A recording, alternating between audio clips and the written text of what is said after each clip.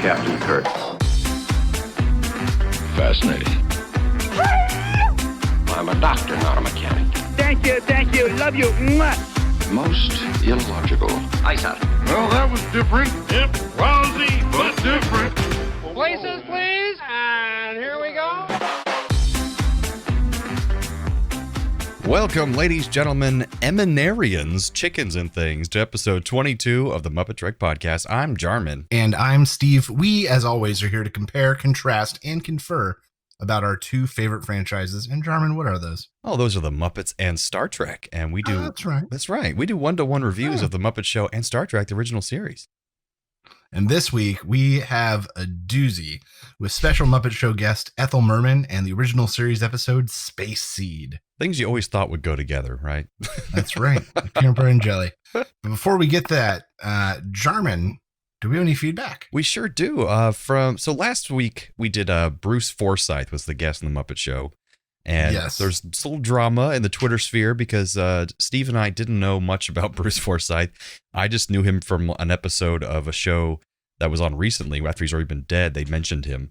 But anyways, apparently he's a huge icon in British culture.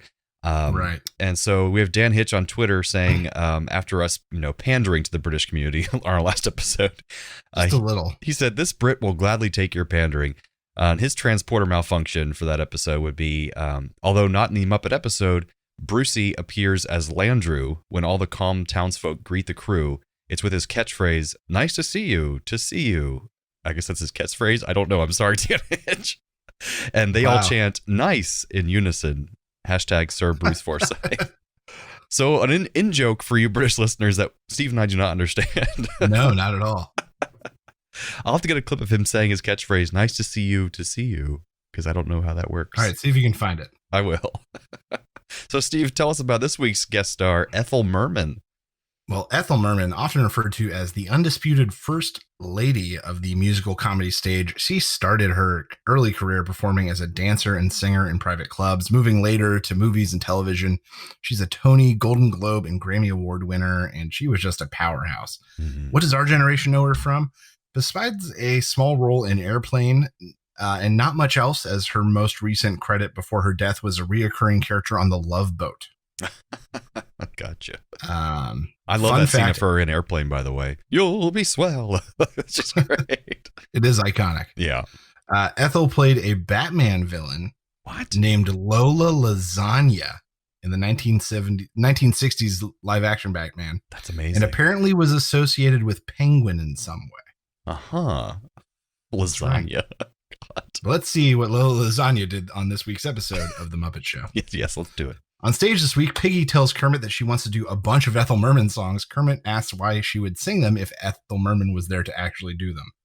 He then introduces a strange sketch called Java, where two colorful slinkies with eyeballs try to dance next to each other, ending with the smaller one blowing the big one away, literally. Next up, we have a medley of songs with Ethel Merman featuring various Muppets. The lineup includes "You're on Top," "Friendship," "De Lovely," "Together Wherever We Go," "You're Just in Love," "Anything You Can Do," and "Mutual Admiration Society." Whew. We get a quick backstage bit. Ethel is upset that there's a mouse in her dressing room. Turns out that that's where the mouse changes. Ethel says the show is a zoo. Animal appears and gives her guff, so she clocks him right in the head. Next up, we venture into the balcony where Statler and Waldorf are having a cup of tea, and a mouse appears in the teacup and sings a song, "Don't Sugar Me." Very weird. It's a weird one. It's a weird one. After this, we get to the talk spot. Ethel downplays her Broadway fame, and Piggy comes in to get lessons from Ethel. Ethel, at the end, hits a high note and breaks a glass, but there's no way it's possibly real. Up next is a venture into experimental shadow puppetry performed by a guy named Richard Brashaw. The shadows feature an ostrich, a mouse, and a hippo all crossing various ladders and platforms, and all of them collapse under the weight of the hippo. I liked it. It was cute. It was cute. Fozzie comes out to do his act, getting heckled more than usual even. Fozzie challenges the audience, saying that they should only stay if they're real Fozzie Bear fans, and everybody leaves. All right, backstage drama this week features Fozzie's agent is coming to negotiate his contract, or the fact that he doesn't actually have one. His agent eventually arrives to reveal that he is so short that he just appears as a top hat on top of a pair of nice shiny shoes. And after a series of short jokes, him and Kermit cannot come to an agreement. Miss Piggy later meets him backstage. His name is Irving Bizarre. And he wants to handle her, but not be her agent. He just wants to touch her body, and she is outraged and hits the crap out of him. Like everyone else. After Fozzie's walkout performance, where the audience left, Kermit finally agrees to pay Fozzie 10 times what he's paying now, which it turns out he doesn't make anything now, so he's not going to make anything, but he thinks he gets a good deal. Ethel Merman comforts Fozzie backstage, reminiscing about the joys of show business with a downplayed version of "There's no business like show business." This number then goes up tempo and spills out onto the stage, becoming the closing musical act. Mm-hmm. At closing curtain, Piggy brings Ethel roses. She is hesitant to accept them due to the shenanigans on the show thus far, and that is what you call the Muppet Show this week. But they're real flowers. There. I've got some great music stuff this week. Java, a song by a guy named Al Tucson, influential musician, songwriter, and producer, huge in New Orleans music scene, and was the producer on Lady Marmalade by Lala Bell. The medley features songs by Cole Porter, June Stein, Irving Berlin. The final song, Mutual Admiration Society, with music by Harold Carr, from the musical Happy Hunting, which I'd never heard of. Me neither. Factoid here: after Ethel Merman married her third husband, a man named Robert Six, who was an executive for Continental Airlines, she wanted to retire and just be done. She'd already had a crazy, vast musical career, and her husband did not like this because he had planned to marry her to bring a bunch of free publicity to the airline. So he was like, "Hey, you got to go do this show, Happy Hunting." So she begrudgingly went and did it. She disliked the show, clashed with her co-stars, and one co-star named Fernando Lamas was apparently known for being extremely well endowed. And he worked with the costumer to tighten his pants in the crotch for opening night. And apparently on opening night in the reviews, it drew gasps from the crowd. And Ethel refused to continue performances after that night until the costume was altered. That's hilarious and random. Don't Sugar Me, lyrics by a gentleman by the name of Walt Kelly, who worked in the early days of Disney. He was a contributor and animator for Pinocchio, Dumbo, and Fantasia. There's No Business Like Show Business by Irving Berlin from Andy Get Your Gun. A fun Irving Berlin fact: most people think he's German, but he's actually Russian. He was originally named Israel Isidor Berlin, but he took Irving Berlin as a pen name and officially changed it in 1911 because it resembled his birth name and it sounded less ethnic. So, Jarman, what did you think of this week's episode of The Muppet Show featuring Ethel Merman? I was excited to get to this one because I knew about the mystique around Ethel Merman and her legendary status at Broadway. And I thought she'd probably be a good fit for The Muppet Show from what I'd seen so far. And I was not disappointed. Overall fun episode. I think she responded to the Muppets very well. Like, she interacted with them like it was nothing. It was very natural to her because she's probably done so much random stuff like that on stage in the past. She didn't seem to feel uncomfortable at all with them, which is like becoming my biggest litmus test of how well the episode's going to go, is how can they interact with these guys? It was all very natural. Yeah, exactly. And they featured her very well, doing what she does best. Her big singing and musical numbers and singing so many different songs. They kind of squeezed a lot into one episode with her, so much so that they didn't have a lot of the regular segments, which I was really didn't. Yeah, I was kind of missing that a little bit, but at the same time, I didn't miss them so much that the episode suffered for it. And I like the guest puppeteer thing. I like the idea of guesting other puppeteers and stuff. And it's, it went on for a little bit, but it was cute. It was well done. It went on for a little bit. Yeah. And you kind of knew where it was going.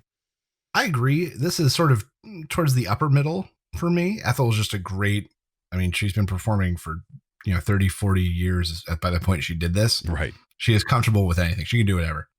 Yeah. It doesn't matter. Not even phased. Her numbers are great. And she's got good touching moments. Like with Fozzie, that was nice. Yeah, and the competition between her and Miss Piggy, it made sense. Like, that's what you would hope for in this kind of episode. Right. So it made a lot of sense. It worked out really well. I said the same thing, upper middle kind of episode for me. If anything, I was disappointed that there wasn't more Ethel Merman. I agree that in what she was in, they featured her really well. But when you have Ethel Merman, like the queen of Broadway stage, who knows, thousands and thousands of songs, and then you're like, yeah, let's put in the experimental puppet guy for 4 minutes. I'm like, save that for the Connie Stevens episode. Save that for Florence Henderson. Save that for Florence Henderson. Give them their spot there. But like, you got Ethel Merman. What are you doing? Yeah, that's true. I mean, I guess they had just fit it in where they could. Darwin, what was your favorite Muppeteering moment this week? There wasn't something that was like outlandishly crazy, but I think my favorite is just the idea. Whenever there's a ton of Muppets on stage at one time, it impresses me. So when they all come out in her dressing room scene where they're all singing the songs together, I thought that was just really impressive. And just thinking about how many Muppeteers were underneath her at that point, all at the same time, singing along and coordinating that, it's just really impressive. Absolutely. For me, I think it's the Java Slinkies. That's an act that they had done many, many times before in a lot of different shows. Okay. And so they had really perfected and mastered it. And this is maybe its best, but it's a super iconic Muppet sketch. Yeah, and it's kind of I was kind of shocked when it turned around backwards. I'm like, how did they do that? Like, it's just like I don't know how it works. Such a cool effect. Yeah, absolutely. So, Jarman, tell us about this week's The Original Series episode. So this week we have a classic, one that spawned 2 movies technically, one in the original series movies and then a JJ verse movie, Space Seed. So this is the Khan episode. So what we have here is the Enterprise finds the SS Botany Bay spacecraft adrift in space, and it looks very antiquated and strange. And through some research, they find out that it's over 200 years old. And there are faint life signs on board, so it's strange. So Kirk, Bones, Scotty, and a historian they bring aboard, MacGyvers, beam aboard to investigate. And apparently there are 84 humans on board, but only 72 are still alive, and they're in suspended animation, and they've been that way for over 200 years. And they identify what should be the group's leader, and they revive him first, when the machine starts to revive him first. And they bring him on board the Enterprise, and he's basically still unconscious. Mm-hmm. And he's a gorgeous brown man who's, just a huge hunk, basically. His bulging chest. Yes. The Enterprise gets the Botany Bay in a tractor beam, and they head for Starbase 12, everyone's favorite starbase, where they can better revive the 71 other people who are on board the Botany Bay. Starbase 9 has better Coke. That's true, but Pepsi's on Starbase 12, so, That's true. It's up to you. True. Which they one got that the you name like. brand. I get it. The leader awakes in sick bay, and he attacks Bones at first, but Bones stays completely calm, and he's just like, well, you're going to kill me. You might as well aim for the carotid artery. It's pretty funny. So that calms down Khan, and he basically tells him that his name is Khan. So MacGyvers and the other crew are brought into the sick bay to talk to him, and immediately MacGyvers, she's just smitten with Khan. She's like, oh, he's so amazing and interesting. He's from the 90s, so everyone in the 90s is so cool. Oh, wow. And so Spock eventually figures out through some more research that this is Khan Noonien Singh, who, just like the other 71 people on the Botany Bay, are the result of selective breeding during the 1990s eugenic wars. We all went through that. It was rough. That were made in an attempt to create the perfect human. So these people are smarter and stronger than every average human, but it all went wrong when these superhumans became warlords and tyrants and they tried to conquer the world. And Khan himself apparently conquered over a third of the planet at one point. And somehow the crew of the Enterprise did not hear the name Khan and from 200 years ago and think, oh, that Khan. So Khan is then placed under guard once they find out who he is, and MacGyvers goes in to talk to him. And Khan basically immediately seduces her because he sees that she's into him. Hold on real quick. That's really funny to me. You're right. If he ruled a third of the world, it'd be like if they went and found a guy that was like Hitler. And they're like, it says his name's Hitler. My name is Adolf. Don't worry. I'm just a guy. My ship went out to space in 1945. I'm just a guy named Adolf. You are absolutely right. That breaks this entire concept in the best possible way. Man. It's a common complaint about this episode. It's true. I didn't think about it. It's so good. Yeah, and even in a Next Generation episode, which we'll talk about later in trivia, Picard mentions we don't want another Hitler or Khan on our hands. And so he's like common lexicon at that point. So somehow this crew just has no idea. So you think it's the Hitler? It's the Khan. Don't worry, I'm just Khan, not the Khan you're thinking of. So anyways, MacGyver's goes to talk to him, and he basically shows he's the ultimate toxic masculinity guy. He's, manipulating her, he's grabbing her, and she's totally down for it. She loves that kind of guy, I guess. So he basically convinces her and forces her to say, you're going to help me take over the Enterprise so I can keep going and conquer the universe, basically. So they revive his crew in secret on the Botany Bay, and they take over the Enterprise with pretty much no problem because Khan had read all the technical manuals of the Enterprise within that small amount of time because he's super smart. So it takes over the Enterprise. He captures Kirk and throws him in a decompression chamber, and he tells the rest of the crew that they either follow him or he's going to kill them one by one, starting with their captain. So hearing this, MacGyver's has a change of heart, and she secretly goes to free Kirk. And Kirk and Spock then vent gas throughout the whole ship to knock out everyone. But Khan escapes to engineering. So he attempts to destroy the Enterprise from there, but Kirk fights him and somehow wins, even though Khan is 5 times stronger and smarter than him. So Kirk holds a hearing to decide the fate of Khan and his people, and also MacGyver's, who had betrayed them. And he decides, for some reason, to not punish them or keep them hidden away because they're so dangerous, but to exile them to a harsh planet called Ceti Alpha 5. And Khan accepts this very generous offer, of course. And Kirk also allows MacGyver's to go with them because she's, smitten with Khan even though she betrayed him. So Spock muses that it'll be interesting to see what these superhumans make of that harsh planet in 100 years' time, which is a cool thing because we eventually get the movie. The Wrath of Khan. So some trivia about this episode. There wasn't a lot of that wasn't just minutia, surprisingly, for trivia in this episode. But in the original story, Khan's ship was just one of many deportations of war criminals in Earth's history. And this explains the ship's name, Botany Bay, which was the site of a real penal colony in near modern Sydney, Australia. So back in the day, the penal colony was called Botany Bay, that the British people sent off to Australia, all their criminals. And Star Trek Next Generation, A Matter of Time, that's where Jean-Luc Picard discusses we don't want the next Adolf Hitler or Khan Singh. So Khan and Hitler have very similar reputations, but yet somehow they don't know who he was. The Hitler? So, Steve, what did you think of this episode before we broke it with that comment? Okay, so things I liked. I like that Kirk just gets outmatched. Mm-hmm. Like, anytime Kirk is just such the alpha dog that anytime he gets put in his place a little bit, you get a little bit of satisfaction out of it. Yeah. You still want him to win because he's the good guy, but you like seeing him get kicked around a little bit.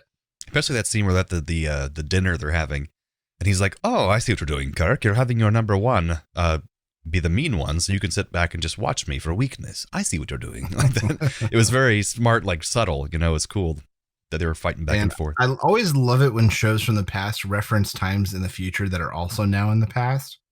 I just get a big kick out of that, like the eugenics war of the 1990s. Oh yeah, for sure. I get a kick out of that. Things I disliked, that the female crew member was overtaken by Khan's masculinity. It just felt really flimsy, and I think it reflected poor. Like as soon as I was like, no women were consulted on this script. No. But actually, there was apparently a cut scene with her friend where this other crewman is also trying to hit on her and say, "Do you want to go to dinner with me?" And she turns him down. And when her friend asks why she turned him down, she says, MacGyver says, "I want a man who takes charge and will take me to dinner, not ask me like a little sheep," or something like that. And so basically It establishes that she wants an overbearing man in her life, which is terrible. But yeah, that scene would have kind of more explained why she's so easily overtaken by this guy. For Khan being so cold and calculating, it didn't take a lot of prodding for him to like go to outburst mode and go like, "We tried to help the world." That big reveal moment. I was like, "Oh, okay. Just gave it away, huh?" That's true. And the entire thing begins and all hinges on Khan overpowering a door. That's how he escapes. Nothing else would have worked if he had not been able to just open a door with his bare hands. He had to channel his chi powers first. They didn't even try to hide that Shatner didn't do the main fight with Khan. Yeah, those are very blatant stuntmen. Right. Like they at least had the good fortune to give us Khan's back most of the time, but they showed the other guy like full on for like 10 seconds at a time. It was crazy. It's also a lot more clear in these remastered versions. Like you could see everything.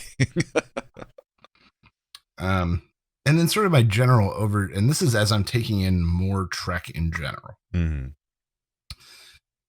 This episode for me, I know it's iconic. It's kind of unremarkable. Huh.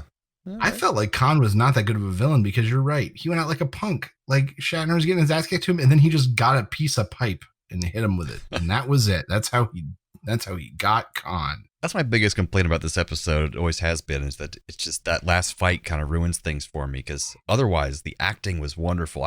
He's menacing, he's charming, he's manipulative, he's interesting, and then we build up the fact that he's 10 times stronger or 5 times stronger, and then he's just taken out with a pipe. It's like it's not very. It's also like because it's kind of unremarkable. Yeah, considering how much mythos is built up around Khan, and lackluster villain at best. And now that I've got more context, I think Into Darkness is that much more disappointing. Because we talked about this when we talked about Into Darkness way back in our old show. Because with Into Darkness, they could have taken, instead of taking Khan and redoing Khan again, where they had already taken Khan and dusted him off for the movie in Star Trek 2, they could have taken any other villain from the original Star Trek and updated it and learned that lesson and given us God, who knows? There's been so many good villains so far that I would have preferred above Khan. Yeah, Trelane. Trelane. Charlie X. I don't know. Yeah, any of the like godlike kind of alien characters. Or what would have been really cool, people have said for the new movie, is that they could have woken up anyone else on that ship. And so they could have been a whole new actor, different name, and no one would be comparing him to Khan, but he could have been like also another advanced human with that same, conquering mindset. And that would still have been just as dangerous and interesting, But they just decide to go with a white guy to play Khan Noonien Singh for some reason. Yes. The whitest, most British of guys. Yes. Who's not very big dude. He's not very imposing. It was just a terrible casting choice. Kind of like a lizard. More like an otter. Yeah. So I think that this is actually sort of middle low for me, honestly. Right. There have been so many more I've liked more than this. I put middle high for me just because I think the interactions between Kirk and Khan are amazing, and I think just Ricardo Montalban brings us to the top of the episode for me. But yeah, more like upper middle, but yeah, not one of the best because there's just a lot of holes and a lot of things they could have done a lot better. And that pipe, man. Pipe. Well, I got some Trek connections to go with this episode. Beautiful. In 2018 on Twitter, through a conversation, I can't figure it out because I can't really figure out how Twitter works. William Shatner brought up the fact that Ethel Merman had a disco Christmas album. Okay. And it started a flurry of popularity in this explosion of people realizing that Ethel Merman's disco album exists. That's amazing. And just recently at the Leonard Nimoy Thalia Theater in New York, because of coronavirus, they had to cancel an upcoming concert called Project Broadway, Merman and Porter and Berlin, a musical review featuring the music of Cole Porter and Irving Berlin as made famous by Ethel Merman. Wow. That is quite a connection. Leonard Nimoy Theater. Bam. Well, some similarities this week. In the Slinky number, the smaller and more inferior dancer is able to take out the larger and better dancer, just like how Kirk is able to take down the superior Khan. I have something similar. Both feature two sides battling, one underestimating the other. Oh, the Slinkies? The big Java and the little Java, yeah. Yeah, there you go. Piggy and Merman sing Anything You Can Do, I Can Do Better, just like Khan thinks anything Kirk can do, he can do better. Yeah. Both feature relics of an age past, Khan and Ethel Merman. That's true. Relics of an age past. I'm sure she would have loved you describing her that way. Oh, man. Oh, God. What's that noise? Transporter malfunction. Transporter malfunction. All right. So this is where the part of the show where we take one character from one episode and transport them to the other episode and see if anybody notices. So what do you got for this week, Steve? I would love to see Khan replaced with Irving Bizarre Fozzie's short little agent. Very Just nice. an overconfident and really fancy pair of shoes wearing a top hat taking over the whole ship. With a whole army of other fancy shoes wearing various other hats. Bowler hats, Right. I think it'd be a great episode. Wonderful. I definitely want Ethel Merman to transfer over to be Khan, because she just sings all her witty lines and uses her voice as a genetically engineered sonic attack. I think it would work very well. Fair. I had Marla coming over to replace Miss Mousy in the teacup, asking for them to fawn over her and then becoming randomly afraid and then lashing out emotionally. Is that MacGyver's Marla? I thought that was the name I could find credited in IMDb. Oh, probably Marla MacGyver's. Yeah. Yeah. Weird name. McGivers, right? No, MacGyver's. MacGruber. MacGruber. And it's not original because I just swapped the other way around, but I want Khan to take Ethel Merman's place because Ricardo Montalban is a multi-talented man and he could do the song and dance numbers. In fact, I'm surprised he wasn't a host of the Muppet Show. So easy. Was he a host of the Muppet Show ever? No, I don't think so. Oh, he would have been great fit for the time period too. It would have been great. I'm just thinking of him as Khan. But yes, him as Khan. I will sing the the whole songs. episode is him slowly taking over the show from Kermit. Anything you can do, I can do better. Until at the end, he realizes that he doesn't want to do that job. Yes. I don't even want this show anyways. So that brings us to the end of episode 22 of the MuppeTrek podcast. Join us next time for episode 23 of The Muppet Show with special guest Connie Stevens. And original series episode, A Taste of Armageddon. So, from the lovers, the dreamers, and us. Live long and prosper, everyone. Thanks for listening to the MuppeTrek podcast. Be sure to follow us on social media on Facebook and Twitter. Subscribe to us on Apple Podcasts, YouTube, Spotify, or your favorite podcast platform. This podcast has been brought to you by A Play on Nerds.